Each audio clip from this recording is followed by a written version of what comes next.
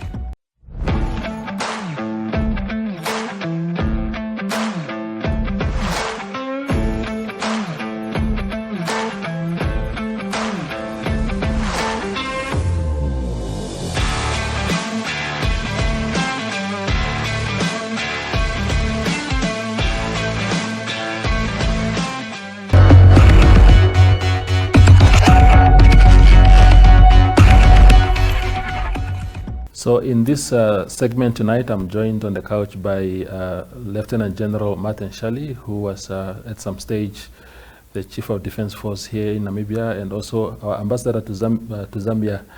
General, welcome to the show. Okay, thank you very much for inviting me. Yes. What have you been up to since you retired in 2011? I only realized later that there's more life in actual fact beyond the retirement. So yeah. I've been enjoying my free time, using it purposely, and also assisting others, my family, reading, and generally just my own, and quite busy. It's not that I'm lying. I wake up at 5 o'clock every morning, can't believe it, and the earliest I go to bed is 22 hours. Yes. Unbelievable. Unbelievable. You retired a bit earlier. You were not 60 yet. As a matter of fact, if I remember correctly, that year there was a statement issued by Albert Kawana, who was Minister of Presidential Affairs at the time, saying, President Bahamba has retired you. What did that mean? Retired you? What did you make of that development at the time? Yeah, I think, Trevor, you know the answer to that. You guys have been writing about this many times. It's been, yes, the statement you mentioned, the news that's been going around, that General Shalli is corrupt, he's stolen money, he's done all sorts of things. I believe it was just the right thing for President Bahamba to do to restore confidence. Did you steal money? No, I have not stolen money. You did not steal money. We'll come back to that in a moment.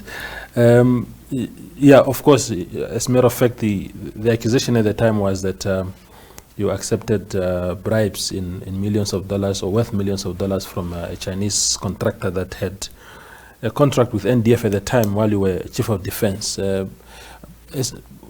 How truthful was that? And as a matter of fact, what happened to that case? Because we never heard you being in court lately. I don't know what happened to the case, and I'm not interested. What I know is that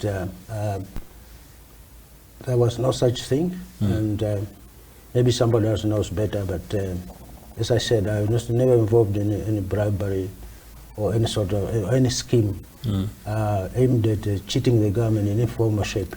Indeed. So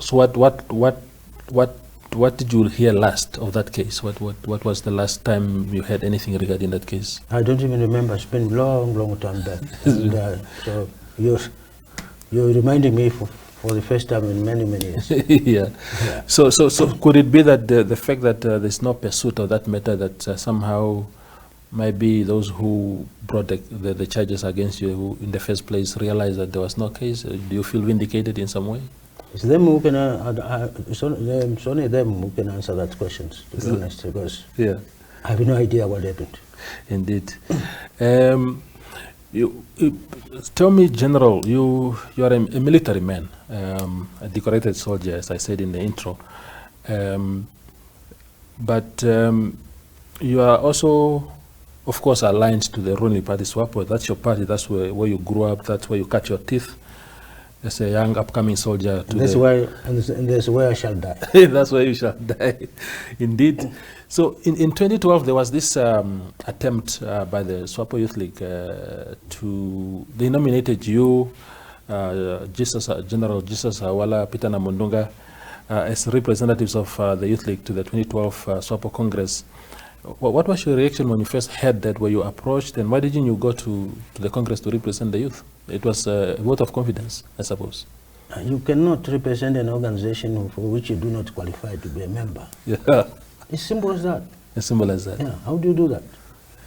But they said you were, I understand. They said you were, I think the reason given at the time was that you were how did you react to them? Did you tell them that? How did you take that nomination, as a matter of fact? No, when they did, we sat down, we discussed this, and I think we made it clear that it's a little bit of a problem, actually, to have generals nominated by a wing youth league, for that matter, to be a delegate to the Congress of Swapo and all that. But if you had to go to Congress, you could have found another way to go to the Congress. Indeed. Other than being nominated through a wing of the party. Yeah. So what would have been one of the ways to do it, to go there normally without having to go through the wings? There's so many ways. I mean, there's so many ways you can get there if you wanted to. Personally, I don't think I have too much interest in politics at the highest level. I'm happy to be a foot soldier, been always, and I'm happy to be what I am, God of Swapo, and like I said, I'll remain in Swapo, I'll die there, and I'll do my best or carry out any other assignment. So, by the party, anytime. Indeed, but General, with your wealth of experience in the party, with your exposure in the military and elsewhere, there will be those in Swapo who think that you should be involved at a higher level to really impart some of that knowledge to the party. In what way are you doing that now? There's so many ways you can do to help the party, doing small things here and there within your ranking in Swapo. Like I'm saying, as of today, I'm just an ordinary member of Swapo, and I'm happy to be an ordinary member of Swapo. But I'm a cadre, so I'm ready to do whatever my party tells me at all different levels. Yes, you asked whether. You said there are some people who feel that probably I could do things much better at another level. I don't know what level you mean, maybe leadership you mean. But I am. That's not what is what's important to me. I have not heard anybody telling me that. So quite interesting if people do, and I want to thank them whoever they are. Yeah. Now we are approaching also the Kassinga commemoration, I think, on Monday next week. What can you tell us about that day? Where were you in 1978 when that bombardment took place? Yes. First of all, let's start with tomorrow is a very important day, both in the history of Namibia and in our political calendar, because many people have fought and died for this country. Are workers, and workers have been in one of the strongest allies of Swapo and supporters of liberation struggle. So I would like to thank them and congratulate them on their day tomorrow. Yes, Cassinga is a sad part of our history. 4th of May marks this year marks the 42nd anniversary of the attack on Cassinga, as well as the Battle of Chetekera. So we would like to, for that, I think we'd like to thank those who died and those who shed the blood on that particular day at those two different places at the same time. And may their soul continue to rest in peace. So this was a sad moment. I still don't understand the logic of a normal thinking individual approving a plan to attack a civilian settlement. So, as you know, the population of Kassinga at that time I'm told that it was there were about 3,000 people. So 711 died. People argue whether they're 611 or 612. But from the records of the soldiers who went there the next day, on 50, were actually taking individuals and burying them in those two mass graves. The account says 711. So, whatever the case may be. So, and I think what's most important thing is for us Namibians to remember that for Namibia to be free, so many people have lost their lives. Civilian, military, abroad, inside Namibia. Yes, I was, Kassinga was attacked 2 days after I've left Kassinga. Really? Yeah, I was assigned by that time Chief of Staff, today General Namoro, former Minister of Defense. Why? Because he was acting commander of the Northeastern Front, where I was also serving. So I was assigned to go to Cassinga, and I left Cassinga on the 2nd of May, and then on the 4th the attack took place. I was still on my way back to our regional headquarters when the attack commenced at around 8 o'clock in the morning. So I was stuck between, that time I was stuck between Wanjiva and a small town to the east of Wanjiva, 30 kilometers called Kwangari. So when we stopped, they posted there, we were stopped by others, saying, hey, stop. Apparently when we stopped, we had planes going overhead. So, because they were taking Oshatekera and the Kassinga at the same time. So that's exactly what happened. That's where I was, yeah. Indeed. So when you think of that, you know, in that case it can be argued easily that you were actually, you know, fate was on your side, that you were not there in the camp. Of course, you never know, there were survivors, maybe you could have survived also, but when you think of that battle and many others that you were involved personally or that you know personally of, what is the best way to honor as a country today? What is the best way to honor those who perished or fought in these battles and avoid betraying their sacrifices? What is it that we must do to really honor that sacrifice? You mean like all those who have fought over the 23 years that you've been involved in the armed liberation struggle, or this particular day? All of them. All of them. We had the reason to go to war, and the reason for that is actually independence and freedom that we're enjoying today.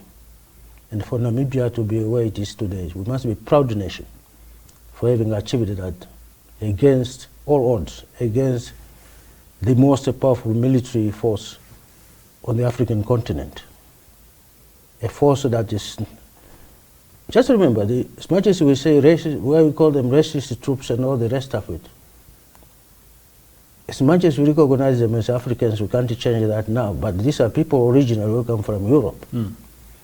You see, they're foreigners on the African continent who have become Africans by virtue of having stayed on the continent for such a long time, not necessarily because they become black. So it's kind of a European army that we are fighting. Because it's white. It's not like when you went to DRC, for example. That wasn't, we're facing an African army.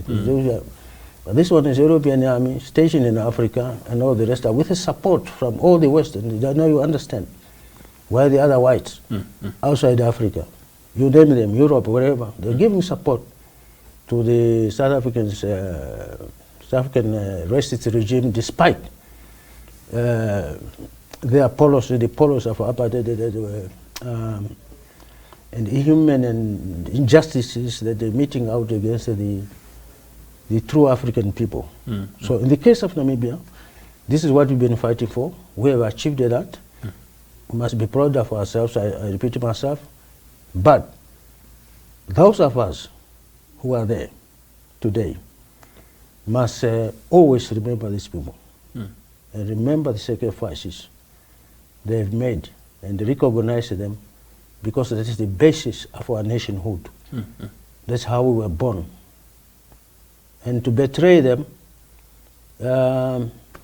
is a betrayal of the revolution in total. Indeed. But I hope we don't get there. You also asked whether I consider myself lucky or not to have been just left to Cassinga before the attack. In fact, the opposite. I wish I was there when they came. I probably have made a difference on a personal level. There was on a personal level. Yeah, I'm not saying those who were there could not do much, but I wish I was there. Indeed. And then see, yeah, whether I died there, I survived, it doesn't really matter. But in fact, I thought I could probably have defended one or two more people. Maybe the number of the dead could, because I was not alone. Yes. I had a small group of soldiers with me, so we're about 7, 8, or maybe 9. All armed, very armed, experienced. We could have done something. Indeed. No question about that. No question about that.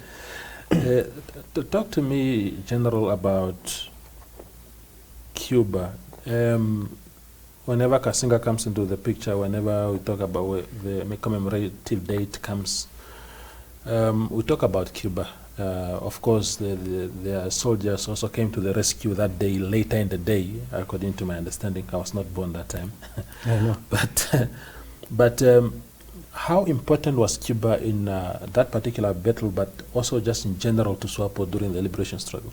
It would be a mistake of me, in actual fact, and a big mistake if I don't mention the role that Cuba has played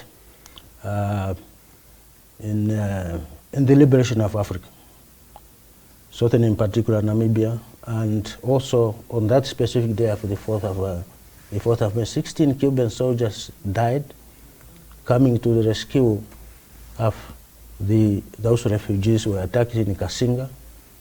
And if they had not intervened, I promise you, the number of dead could have been probably double that we are talking today. So they have saved our lives. And they also made it possible to achieve independence the way we have achieved it. Probably not at the time we achieved it, but still, I think it was timely that they came to us. They're just as important that they are in the. They are just as important, or they were just as important as they are today in the COVID fight. You see them all over. Yeah, all over the world. Yeah, bringing doctors and things. If COVID, ask the Italians what do they say when COVID goes away. Yeah, they will have to thank the Cubans like we are thanking them. Indeed. Yes. The last one on Kassinga, General, is the notion perpetrated by those attackers to justify the attack, to say, look, Swapo is not being truthful. This was not just a community camp with pregnant women and children. It was a camp with armed men, I suppose, also suggesting that some of those armed men from time to time went out to attack somewhere. How do you respond to that? Absolute nonsense. Look, we have even in South Africa, they have installations, what they call installations, military bases, if you like, where they also house civilians, their wives, their children, living on the same complex. Just that's as fine. Somebody to go and attack a base that is incorporated also by children. Why not others? If you want to kill Swapo, you want to kill Swapos. Why go kill civilian terrorists? Why not military terrorists? Yeah? There's a difference there between military terrorists in the way they put it that time and civilian terrorists. They're supposed to make a distinction. As much as they didn't like all Swapo members, they're not supposed to kill them in the same fashion or in the fashion that they did. It's absurd nonsense. So, the fact that, I tell you this, the fact that, and this effect, the fact that General Dimo Amamo, the commander of plan, and this political commissar Greenwell Matongo, and this deputy, Jonas Aidua, who died on that day there, were in Kassinga with a small contingent. There was an office there. That's not justified. Yeah, you cannot go and attack about 30 people, plus Dimo, or go after Dimo, want to kill Dimo, and at the same time, you want to kill, well, 2,000 or so other innocent people. It doesn't make sense to me. Does not make sense to me. And now look, that's the argument they make. They've not killed Dimo. Yeah. They've not killed Greenway Matongo. Aidua died fighting. He went out of the base, decided to come back, said, no, I can't leave my people like this. I had to go back to the base. They said, damn it, they don't not have killed him. The majority of the military people were there, small contingent that was there. Did also not die there. These numbers, the majority of them are civilians. It's absolute nonsense to me. It doesn't make any sense to me. It's not a justification. We are not saying Dimo was not there. We are not saying what he was, we are not answering the question what he was doing there either. And you have no apology to make. No apology to make. I am now, you have drawn my attention to something now different. How did Dimo and Greenwell survive that attack? Did they run away or? They did not run away. They did not run away. Where do you run to? Where do you run to? So, they were there, Bolongojo will tell you, others, the Kembe commander, I forgot his name now, died there, and so forth. You can survive anything, you can survive anything. You watch television today and things, even when people blow up buildings and churches and wherever, you see people really emerging from the ashes, whether it's in Mogadishu or Kabul or other places. Yeah. Yeah, even in the, what is it, tower? In New York? Yeah, the Twin Towers. Twin Tower. Despite it collapsing to the ashes, there are still people who tell the story. Yeah, who've been there. Indeed. Firefighters, some died, some are still there. Yeah. Makes sense. Yeah. The final question to you generally is... Not even COVID will finish us. Not even COVID will finish us. No, can kill us number, but not all of us. They will leave some of us it's who not come survive to tell the story. It's not coming to wipe out the human race from the face of the earth, no. Indeed. But you just have to be extra careful. Indeed. The final question generally is on the military, the NDF itself. You are a military man. You succeeded. Part of why you succeeded as a successful soldier was discipline. Because I hear the word discipline being preached every other time by military people. So I look at the current situation in the country where you come across accusations every other week of soldiers having abused civilians, having assaulted civilians. Last year, a soldier actually killed a Zimbabwean taxi driver through operation, that operation that we had. Kalahari, indeed.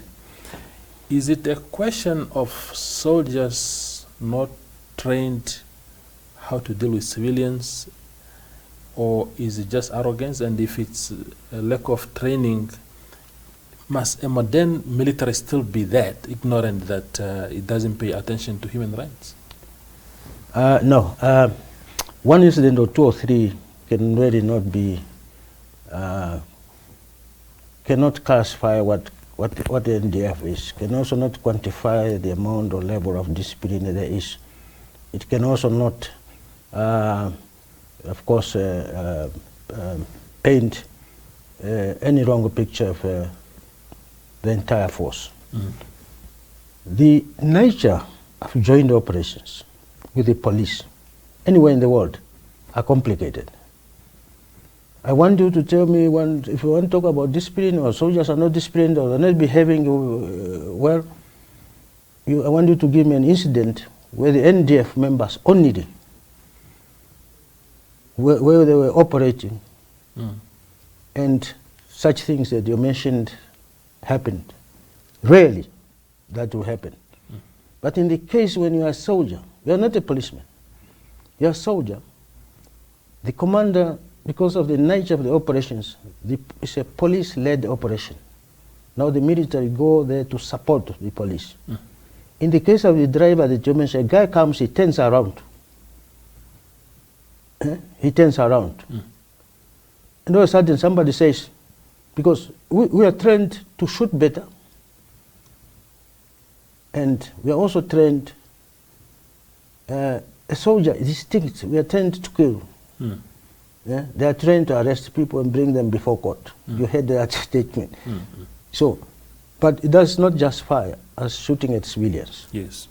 It's up to the individual, the visibility, the distance between them, and the intention at the point. It could be that he was aiming at actually stop the car. Yeah. And then,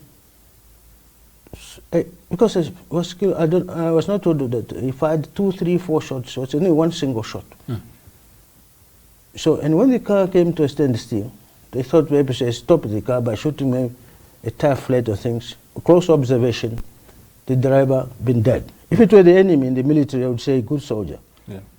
That's how we want him to do. That's exactly what he's trained to do.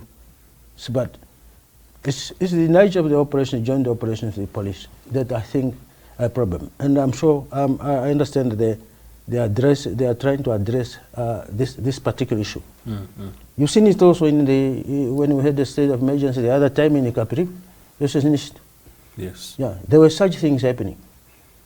Most of them carried out by the police because of the nature of the police, or the police trying to arrest somebody, resisting. The soldiers come in and the guys throwing stones at you and things.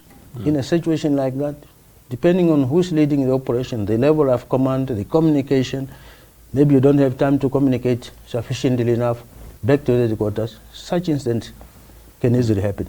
But yes, I'm not trying to defend the wrongs. I'm not trying to, but just advising so that people improve on these things. But quite honestly, such incidents should not be judged differently. You saw the police in Zambia when they shot 7 Bototos from Namibia. What do you call that? Is it a good thing or a bad thing? Is it a good thing or a bad thing? Yeah. Yeah? You come from Namibia, you go to rob people in Zambia, and they have to want police to fire in the air. Doesn't make sense to me. Yeah, they fought back. As a matter of fact, they seem to have also fired at the soldiers. So maybe the response was that's the only response. I mean, I've not seen a full report of the investigation, but they said honestly something must have gone wrong somewhere, somehow. So I think so. But it's not that we were trained really just to shoot at the taxi trying to turn away. No. Yeah. Okay. No, thank you very much, General, for your time. Yeah, finally, yes, if you allow me, I would like also to take this opportunity at a personal level to actually thank those frontline health professionals that are helping this country to fight COVID-19, and all of us, we must support them. Yes. We must support also the government, we must support the Ministry of Health and all others involved in this. There are so many, there's a lot of at stake here. And as a nation, let's continue to behave in a manner as advised, even if the president today lifts the lockdown, which I suspect is not going to be the case, totally. Measures, putting new measures in place, we still have to maintain social distancing. Yes. Including washing our hands regularly. Indeed. And in case of emergencies, we all know what to do. Otherwise, we must protect ourselves in order to protect others. Indeed. Thank you very much, General. Yeah, thank you. Yeah, you heard the General. He's very happy with the effort of frontline staff involved in the fight against COVID-19. He's urging us to abide by the measures. He's confident that COVID-19 will come and go, and that is my hope as well. So thank you for watching. Good night. Good.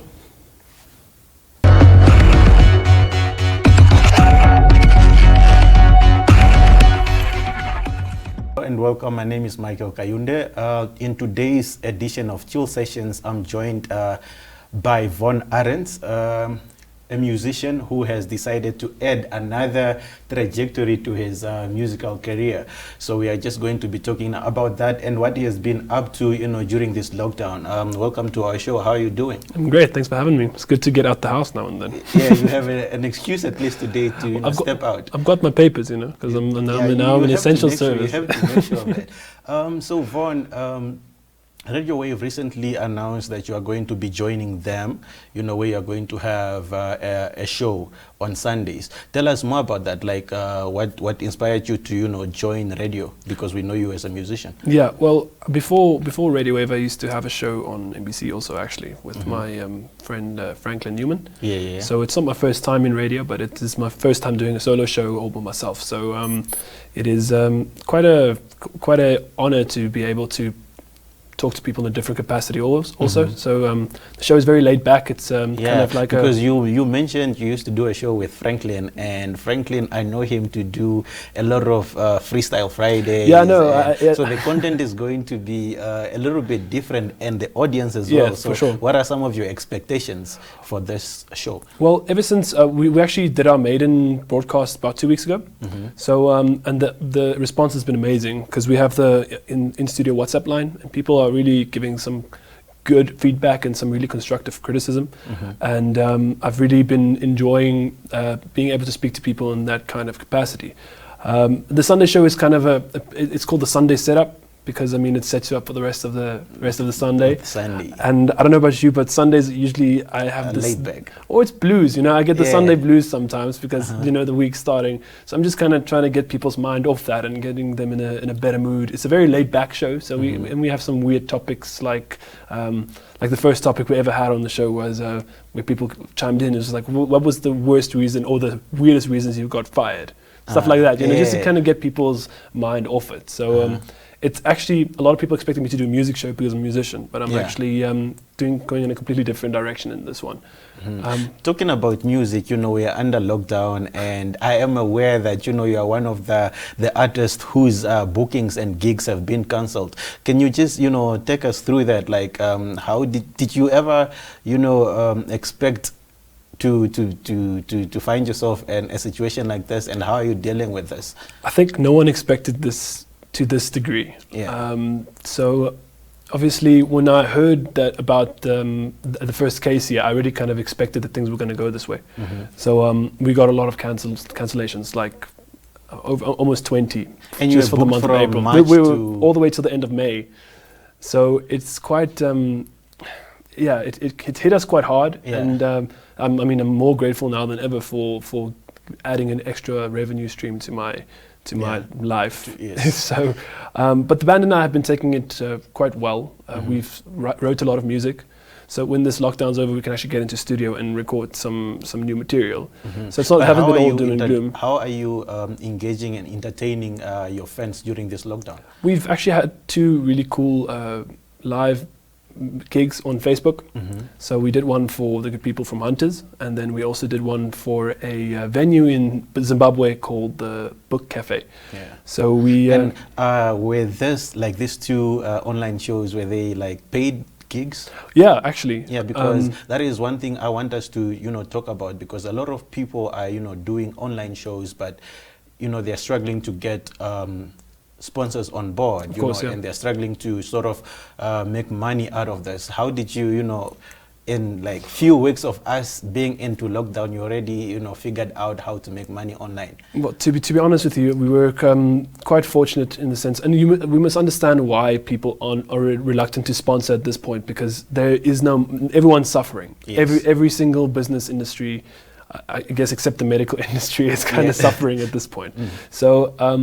We can't really be angry at people who don't want to sponsor us, but we were very lucky that Hunters actually approached us, for instance, and we got a good word into the venue from Zimbabwe, and they have a donation system. So I think if a lot of people kind of focus on a donation system, where if people have the means, instead of demanding people to kind of give them, if they have the means, they will help you. Because I mean, I feel the hearts of Namibians, and I mean, Africans in general, are like really big. I think if we can give, we will. So it's really a part of how you approach it, really. So you're gonna have to work smart in these times. The times are really changing, and you kind of have to try to change with it. Just to wrap up, right? Last year was such a big year for you. You had a tour in Europe. You wrote the soundtrack to. The Land of the Brave. Land of the Brave movie. you know, just wrap up. How was that? You know, Europe was amazing. I never expected such a great response from people who've never seen me before. A lot of people. and you are meant to go back this year. Oh yeah, I wanted to go back in October, but obviously, You're not sure anymore. I know. Like the way things are looking now, we're probably going to stick in Namibia and South Africa for the next rest of year. the year, yeah. Because obviously no one expects, especially it's hit Europe way harder than it's hit Africa, I think. Yeah, And I Namibia think so too, specifically, yeah. I think Namibia has been handling it all right, quite well actually. So it's not all doom and gloom, man. Like it's I know it's difficult right now, and we're feeling it really hard. It's not that I'm saying we're not feeling it, but we should kind of work on ways that we can circumvent that. So last year was a good year, and just after that good year, we had a year like 2020. No one expected it to go this way. So you need to kind of always be ready for what's coming, even if you don't know what's coming somehow. Like you need to, as hard as it sounds now, we have to learn from this, and we as musicians or as artists or people that are not part of the essential services need to learn that this could happen again in a different capacity. So let's plan financially for something like that. And it's going to mean trimming a bit of the fat sometimes, but It has to be done. Imagine you had a bit of fat now.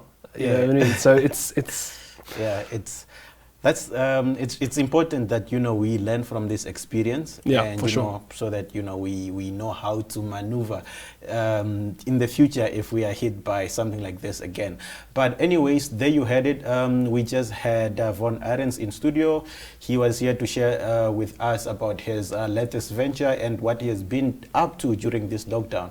You know, thank you so much for stopping by, and we wish you all the best in all your hustle. You know, until next time, from me, Michael, it's bye-bye.